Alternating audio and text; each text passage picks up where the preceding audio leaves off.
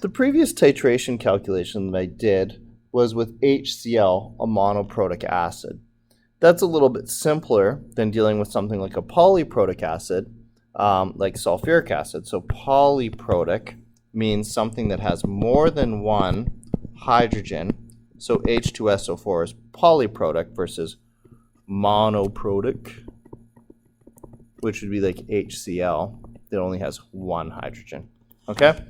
The reason being is that when this reacts with sodium hydroxide, it reacts in a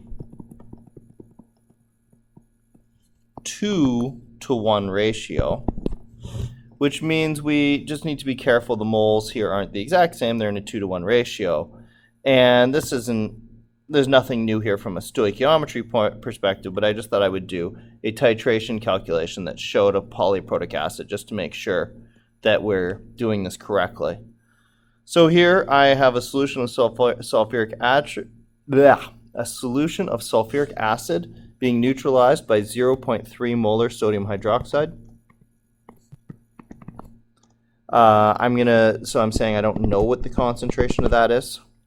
I am going to say I have a 20 milliliter sample of this, so 0.02 liters, and it required 35 milliliters of the sodium hydroxide to reach the equivalence point, or for these two things to cancel each other out completely. So what I'm going to do is I'm going to use my known information about the base to come up with the moles of base. With the moles of the base, I'm going to use my 2-to-1 ratio to predict the moles of sulfuric acid. So they won't be exactly the same here when they cancel each other out. We'll have twice as much of this as we have of that. That's what the 2-to-1 ratio means. And then I'll have my moles of sulfuric acid, and I'll be able to finish this off. So first of all, C equals N over V. 0.3 equals N over 0.035 liters. 0.0105. So that's how many moles of sodium hydroxide I have. The only trick here, because again this is polyprotic, or we have more than one hydrogen here, is now I have a mole ratio to consider. So the moles of H2SO4 in comparison to the moles of NaOH are in a 1-to-2 ratio. So I don't know this one.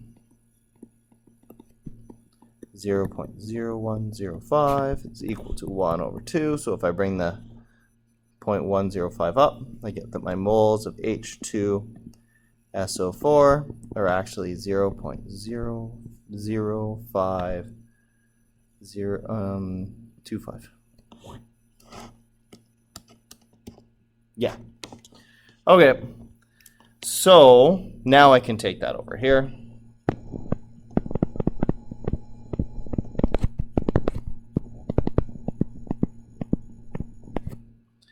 And my concentration is equal to my moles over my volume, 0.00525 divided by 0.02.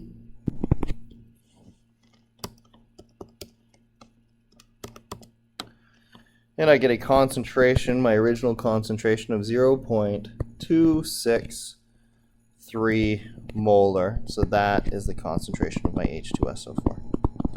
So this is the same as before, where I have an acid and a base reacting with each other, going to their equivalence point, where the acid would be neutralized, the pH would go to 7. Presumably I'd have some sort of indicator in my beaker that changes colors then.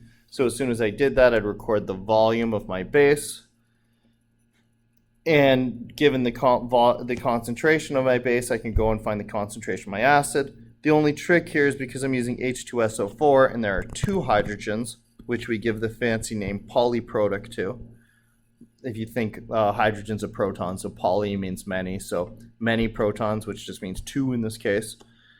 This chemical reaction, when being balanced, isn't going to work out to a 1-to-1 relationship here. Instead, it's going to work out to a 2-to-1, which means that I have the added step that the moles of my sodium hydroxide are not exactly equal to the moles of my sulfuric acid, but instead I have to use their mole ratio to make the connection between the two. So that's a titration with a slightly more difficult acid to work with.